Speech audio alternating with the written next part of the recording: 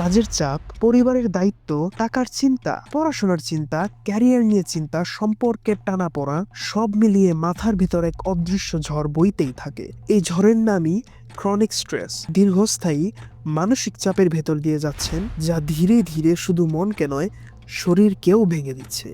ভেবে দেখেছেন কখনো হুটহাট মাথা ব্যথা কেন হয়? বারবার হজমের সমস্যা কেন হয়? শরীরে ক্লান্তি, ব্যথা, অবসাদ কি শুধু শারীরিক কারণেই? উত্তরটা লুকিয়ে আছে আপনার অতিরিক্ত মানসিক চাপের মধ্যে। চাপ যখন দীর্ঘস্থায়ী হয় তখন রক্তচাপ বেড়ে যায়, হজম প্রক্রিয়া ভেঙে পড়ে, রোগ প্রতিরোধ ক্ষমতা দুর্বল হয়ে যায়, শরীর জুড়ে ছড়িয়ে পড়ে অকারণ ব্যথা ও অবসাদ। সবচেয়ে ভয়ঙ্কর ব্যাপার হলো এই ক্ষয়ক্ষতি অনেক সময় আমরা বুঝতেই পারি না, যতক্ষণ না শরীর নিজেই ডেঞ্জার সিগন্যাল দেখিয়ে দেয়।